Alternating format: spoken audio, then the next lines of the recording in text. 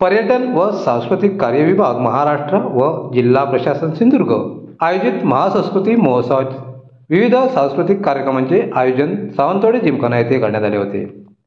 5 दिवस चाललेल्या या कार्यक्रमात महाराष्ट्राची लोकधारा, संगीत रजनी, महाराष्ट्राची संस्कृती, महानाट्य शोभा, मराठी बाणा असे विविध बहादर सांस्कृतिक कार्यक्रमाचा आनंद रसिक प्रेक्षकांनी लुटला।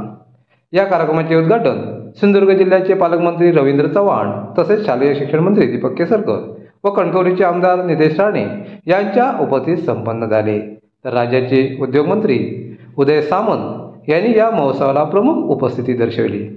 यावेळी जिल्हाधिकारी किशोर तावडे, पोलीस अधीक्षक सौरभ कुमार अग्रवाल, निवासी उपजिल्हाधिकारी मच्छिंद्र सुकटे, उपविभागीय अधिकारी श्री सोनुने, तहसीलदार श्रीधर पाटील, नायब तहसीलदार मनोज मुसळे, निवासी तहसीलदार संदीप चव्हाण, पोलीस निरीक्षक ऋषिकेश अधिकारी, पालिकेचे मुख्य अधिकारी सागर साळुंके तसेच प्रशासनाचे अधिकारी व कर्मचारी आदी उपस्थित होते।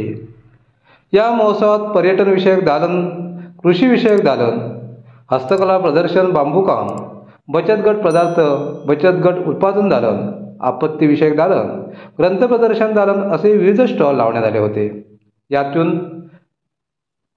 यातून बचत गटातील महिलांना रोजगाराची संधी उपलब्ध करून देणे, आपल्या जिल्ह्यातील हस्तकलांचा प्रचार व प्रसार होणे, तृणधान्याविषयी आहारातील महत्त्व तसेच आपत्तीजन्य काळात आपत्ती व्यवस्थापनातून दिल्या जाणाऱ्या सेवा विषयी माहिती यावेळी उपस्थितांना देण्यात आली।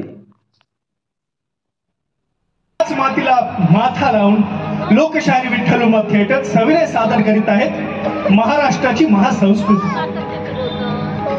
या मराठी नगरी एकदम गुड मॉर्निंग होत नाही बरं का, तर आधी झुंजू होत, अशा कर्कश अलार्मच्या आवाजाने ते झोपमोड होत नाही, तर अगदी हळूवार डोळ्यावरून असं मोरपीस फिरावं तशी जाग येते पक्ष्यांच्या किलबिलाटाने आणि घराला घरपण देणाऱ्या जात्यावरच्या ओव्यांनी।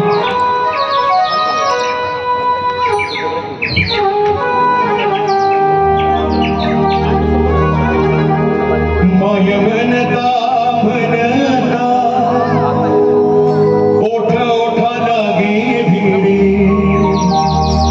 माय माय म्हणता म्हणता ओठ ओठा लागे भिडे, अन ताता म्हणता म्हणता ताता म्हणजे बडी, ताता म्हणता म्हणता केवळ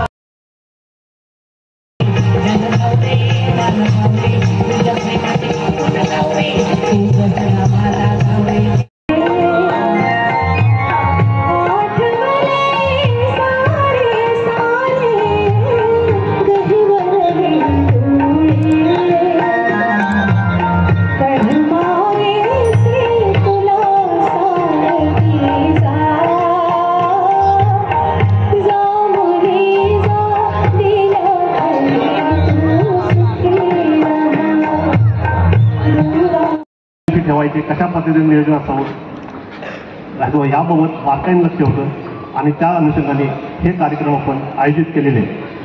मी सर्वसाधारण आश्वासित करू इच्छितो असेच कार्यक्रम या जिल्ह्यामध्ये इथून पुढे देखील होतील आणि ह्याच्याहीपेक्षा जास्त गर्दी जमा होईल।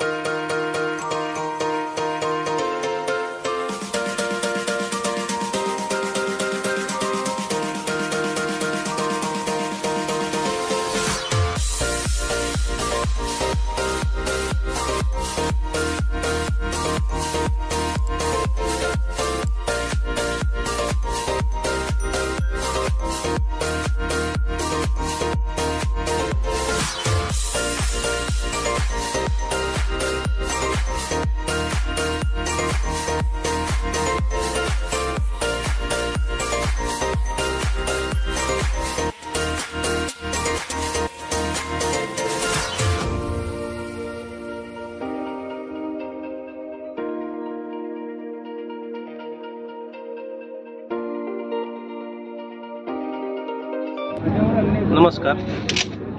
महाराष्ट्र शासनाने 2023 हे वर्ष आंतरराष्ट्रीय पौष्टिक तृणधान्य वर्ष असं जाहीर केलं होतं. त्यानुसार